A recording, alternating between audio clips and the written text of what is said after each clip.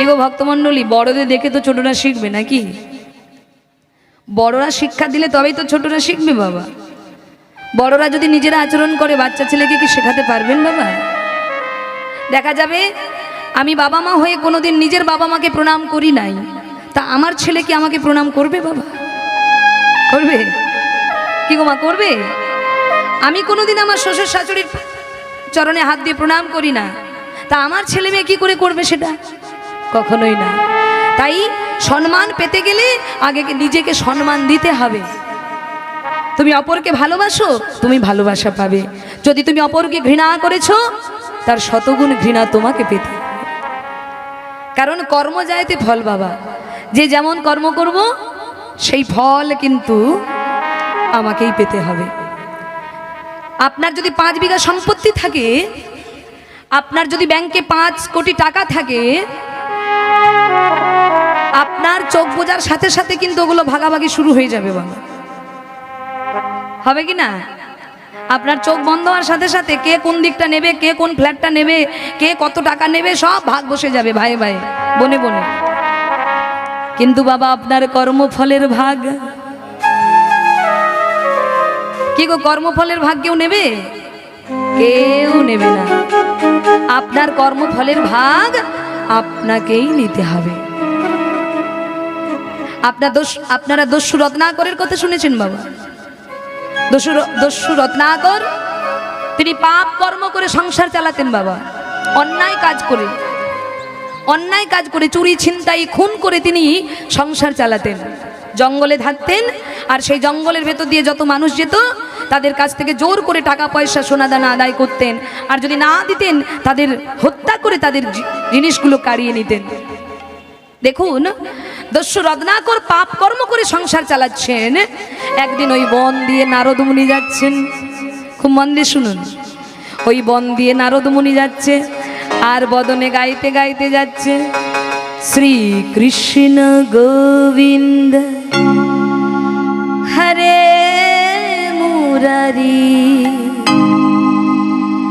হে নাথ নারায়ণ বসুদেব, হরি গোবিন্দ হরে মুরারি, হে নাথ নারায়ণ বাসুদেব।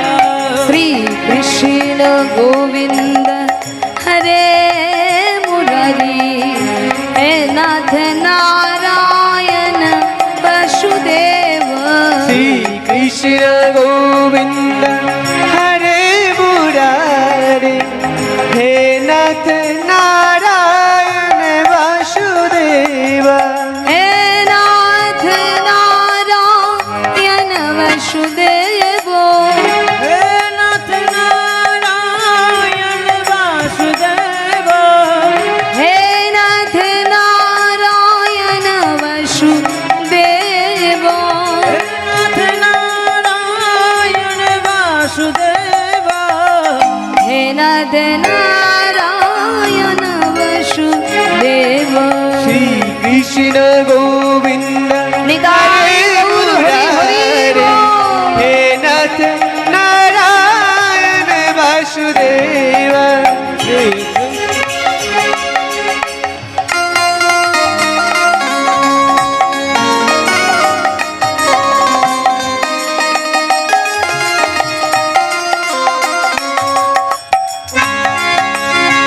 নারদ মুনি যাচ্ছেন, আর দস্যু রত্নাকর দূর থেকে দেখছে কে যেন একজন আসছে। এই বলে দস্যু রত্নাকর কি করেছে বাবা, অমনি ছুটে গিয়ে ওই নারদ মুনিকে ধরেছে। এই যে, এই গান বন্ধ করুন, কি আছে তাড়াতাড়ি বের করুন, কি আছে তাড়াতাড়ি বের করুন। নারদ মুনি বলে, আমার হাতেই বিনা যন্ত্র ছাড়া, বদনে নাম ছাড়া তো কিছু নাই। বলে, এই যে বের যদি না করেছেন, আমার হাতে এই অস্ত্রটা দেখেছেন তো, এই অস্ত্র দিয়ে প্রাণ নিয়ে নেব, তাড়াতাড়ি কি আছে বের করুন। এইবার নারদ মুনির পাল্লায় পড়েছে বাবা। যদি প্রকৃত সাধুর পাল্লায় কেউ পড়ে বাবা, অসাধু সাধু হয়ে যায়। সাধুদের মধ্যে এমন গুণ দিয়েছেন, পাওয়ার দিয়েছেন। তুই বসে পড়। তা বাবা এইবার কি হয়েছে দেখুন, যখন জোর জবস্তি করছে এবং সময় নারদ বলছেন, আচ্ছা বাবা একটা কথা উত্তর দাও তো, এই যে তুমি পাপ কাজ করছো, খুন ওই যে চুরি ছিনতাই করছো, তোমার এই পাপ কর্মের ভাগ যাদের জন্য তুমি করছো তারা নেবে তো? এই যে তুমি পাপ কাজ করছো, তোমার এই পাপের ভার তোমার সংসার নেবে তো? বলে কেন নেবে না? আমি তাদের খাওয়াচ্ছি, পড়াচ্ছি, হ্যাঁ, সব কিছুর দায়িত্ব ভার নিচ্ছে, তা পাপের ভারটা কেন নেবে না? বলে বেশ, তাহলে যাও একবার বাড়িতে গিয়ে জিজ্ঞাসা করে আসো, যাদেরকে তুমি খাওয়াচ্ছ পড়াচ্ছ তাদেরকে জিজ্ঞাসা করে আসো। দস্যু রত্নাকর বলে, ও বুঝেছি, আমি জিজ্ঞাসা করতে যাই আর সেই ফাঁকে তুমি পালিয়ে যাও, এই ধান্দা করছো তো? নারদ বলে, কি করে বোঝাই এনাকে? আচ্ছা ঠিক আছে ঠিক আছে, আচ্ছা বেশ, তা তোমার যদি আমার কথা বিশ্বাস না হয় তুমি আমাকে এই গাছের সঙ্গে বেঁধে রাখো, আমাকে বেঁধে দিয়ে তুমি যাও বাড়িতে জিজ্ঞাসা করতে, তাহলে তো আমি কোথাও যেতে পারবো না। দস্যু রত্নাকর ভাবে তাই তো ঠিকই আছে। এই বলে নারদকে গাছের সঙ্গে বেঁধে দিয়ে দস্যু রত্নাকর গেছে প্রথমে বাবার কাছে। বাবা, বাবা, বাবা চিন্তা করে, যে ছেলে দাপট দিয়ে কথা বলে তার ভোল্টেজ এত ডাউন হলো কি করে? হ্যাঁ, যে দাপট দিয়ে কথা বলে, রেগে কথা বলে, ক্রোধ দিয়ে কথা বলে, তার ভোল্টেজ এত কম হলো কি করে? ব্যাপারটা কি? বাবা, বাবা, কি হয়েছে বল না? আচ্ছা বাবা, একটা সত্যি কথা বলবে বাবা? কেন বলবো না, বল, কি জানতে চাস? আচ্ছা বাবা, এই যে আমি রোজ কি কর্ম করে তোমাদেরকে খাওয়াচ্ছি তোমরা তো কোনোদিন জানতে চাওনি, তবে আজ আমি বলি শোনো বাবা, আমি রোজ চুরি ছিনতাই করে খুন করে তোমাদেরকে খাওয়াচ্ছি পড়াচ্ছি, এই যে আমি চুরি করে ছিনতাই করে পাপকর্ম করছি বাবা, আচ্ছা তোমরা তো আমার রোজগারে খাচ্ছ, আচ্ছা বাবা আমার আমার পাপের ভারটাও তোমরা নেবে তো? আমার পাপের বোঝাটা তোমরা নেবে তো? সঙ্গে সঙ্গে বাবা বলল, একদিন আমি খাইয়ে তোকে বড় করেছি, আজকে আমার বৃদ্ধ বয়সে তোর দায়িত্ব আমাকে দেখা, তা তুই চুরি করে করবি কি সৎ কাজ করে করবি এটা আমি দেখতে যাব কেন? আমার তোর কর্তব্য আমাকে খাওয়ানো, তাই আমি খাচ্ছি, তা তোর পাপের ভারটা আমি কেন নিতে যাব বল বাবা? আমি তোর পাপের ভার নিতে পারবো না। কি তুমি এটা বলতে পারলে বাবা? আমি তো তোমাদের জন্য করি এই পাপ কাজ, তোমাদেরকে ভালো রাখার জন্য তো করি, তাহলে কেন আমার এই পাপের ভারটা তুমি নিতে পারবে না? আমি তোমাদের গায়ে ভালো কাপড় তুলে দেওয়ার জন্য তো এই কাজটা করি, আমি তোমাদেরকে দুবেলা দুমুঠো শান্তিভাবে খাওয়ানোর জন্য এই পাপ কাজ করি, তাহলে তোমরা কেন আমার পাপের ভারটা নিতে পারবে না? ও তুমি তো বাবা, তুমি তো কঠোর, তাই তো আমার ভাতটা তুমি নেবে না। আমার মা নিশ্চয়ই নেবে, আমার মা, যে মায়ের গর্ভে আমি 10 মাস 10 দিন বড় হয়েছি, তাই ছুটতে ছুটতে মায়ের কাছে গেছে, মাকে জড়িয়ে ধরেছে, মা, ও মা, মা বল বাবা। আচ্ছা মা, এই যে আমি রোজ এই যে পাপ কাজ করে জোর করে মানুষের কাছ থেকে অর্থ নিয়ে এসে তোমাদেরকে খাওয়াচ্ছি পড়াচ্ছি, আচ্ছা মা, একজন বলেছে আমি যাদের জন্য এত পরিশ্রম করছি, এত পাপ কাজ করছি, তারা নাকি আমার পাপের ভার নেবে না, তারা নাকি আমার পাপের বোঝা নেবে না। আচ্ছা মা, ও মা বলো না, তুমি আমার পাপের ভারটা নেবে তো মা? আমি সারা জীবন যা পাপ করেছি তার হাফ তুমি ভাগ নেবে তো মা? মা বলে, খোকা, পাপের ভাগ তো কেউ নেয় না রে, পাপের ভাগ কেউ নিতে পারে না, তাই আমিও যে পারবো না বাবা। মা তুমি এটা বলতে পারলে মা, তুমি এটা বলতে পারলে আমার পাপের ভাগ তুমি নেবে না? ও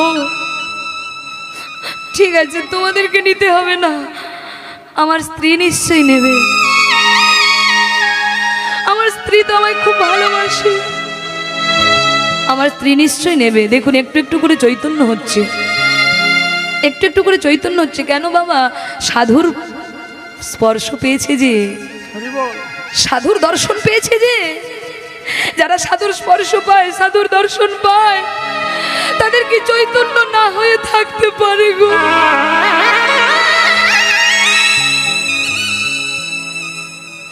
অমনি প্রিয়তমা পত্নীর কাছে গিয়ে বলছে, প্রিয়া, প্রিয়া,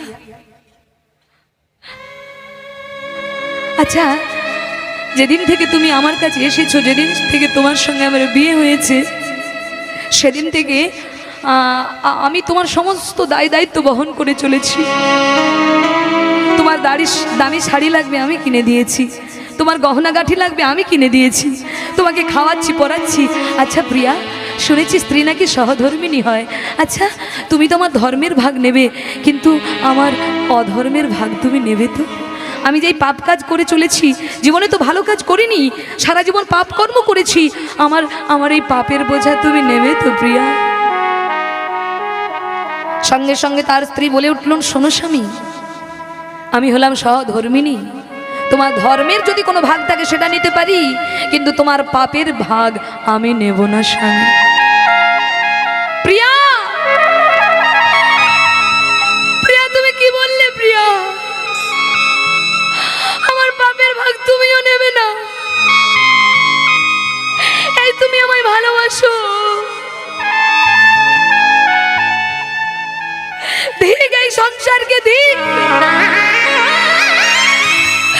যাদের জন্য আমি সারাটা জীবন পাপ কর্ম করে গেলাম, যাদেরকে ভালো রাখবো বলে আমি দিনের পর দিন অন্যায় কাজকর্ম করে গেছি, আজকে সেই সংসার আমার সবকিছু বহন করবে, সবকিছু নেবে, টাকা কড়ি পয়সা সম্পত্তি সব নেবে, কিন্তু আমার পাপের ভাগেরা কেউ নেবে না, কেউ না, কেউ না। তাই ওই দস্যু রত্নাকর ছুটতে ছুটতে চলেছে ওই নারদ মুনির কাছে, যেখানে নারদ মুনিকে গাছের সঙ্গে বেঁধে রেখেছে। ওই নারদ মুনির কাছে গিয়ে ওই দস্যু রত্নাকর নারদের বাঁধনটা খুলে দিয়ে নারদ ঠাকুরের চরণটা জড়িয়ে ধরেছে। ওগো মুনিবা,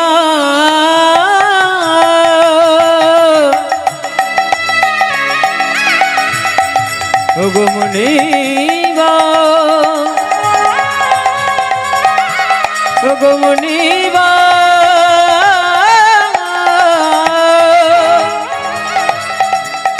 ওগো মুনিবা,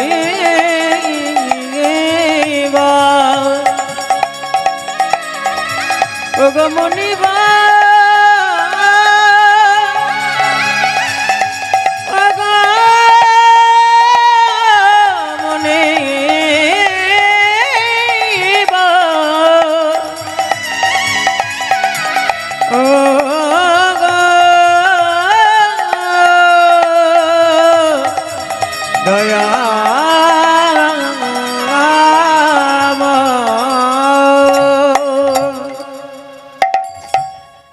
নারদের চরণটা জড়িয়ে ধরেছে।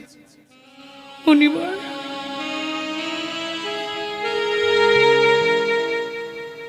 আমি বড় অন্যায় করেছি, যাদের জন্য সারাটা জীবন আমি পাপ কর্ম করে গেছি, যাদেরকে ভালো মন্দ খাওয়াবো বলে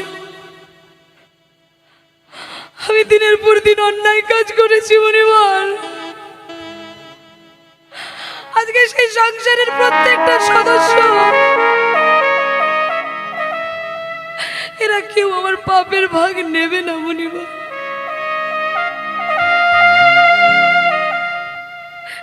তাই আপনি যখন আমাকে কৃপা করে জানিয়ে দিলেন, আমার চৈতন্য ফিরিয়ে দিলেন, আজকের পর থেকে আমি আর পাপ করব না। মুনিবার, আজকের পর থেকে ওই সংসারের জন্য আমি আর চিন্তা করব না। মুনিবার, কিন্তু মুনিবার, সারা জীবন যে এত পাপ করেছি, উদ্ধার হবো কি করে সেই পথটা আপনি বলে দিন। আমি যে সারা জীবন এত পাপ করেছি, সেই পাপ থেকে কি করে উদ্ধার হবো বলুন। নারদ মুনি বলে, তুমি রাম নাম জপ করো,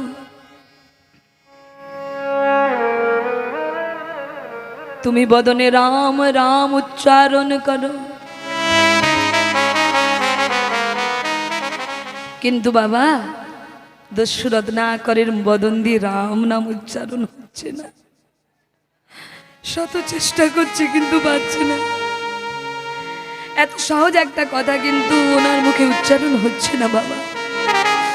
কিন্তু নারদ মুনি ভাবলেন ওনাকে তো কৃপা করতেই হবে, তাই কি করলেন, একটা গাছ, মরা গাছ দেখি বললো ওটা, ওই গাছটা তো মারা গেছে, ওটা কি গাছ, বলে ওটা মরা গাছ, বলে ওই মরা নামটা উচ্চারণ করো। এ বলে দস্যু রত্নাকর শুরু করলেন মরা মরা মরা মরা মরা মরা মরা, আর এই মরা মরা মরা মরা উচ্চারণ করছে, এতেই রাম নাম উচ্চারণ হয়ে যাচ্ছে। মায়েরা দেখুন, আপনারা বলে দেখুন, মরা উচ্চারণ করুন, পরপর উচ্চারণ করে যান, কি হবে, মরা মরা মরা মরা মরা মরা মরা মরা, হবে কি না? এইভাবে তপস্যা করতে করতে উইয়ের ঢিপি হয়ে গেল শরীর। সেই দস্যু রত্নাকর হয়ে গেলেন তার ভজনের দ্বারা বাল্মীকি। তাই গৌর এত পাপী তিনি বাল্মীকি হয়ে গেলেন, রামায়ণ রচনা করলেন। নিতাই গৌর হরি হরি বল। হ্যাঁ, বলে আজকে যে খারাপ আছে কালকে যে ভালো হবে না তার কি কোনো গ্যারেন্টি আছে গো? যদি সাধু সঙ্গ কেউ করতে পারে তবেই অসাধু থেকে সাধু হতে পারে। তাই ভক্তমণ্ডলী মায়েরা, সাধু সঙ্গ করো, সতের সঙ্গ করো। কেন? বলে কৃষ্ণ ভজিবার তরে সংসারে আইনু, মিছা মায়ায় বদ্ধ হইয়া বৃক্ষ সম হইনু।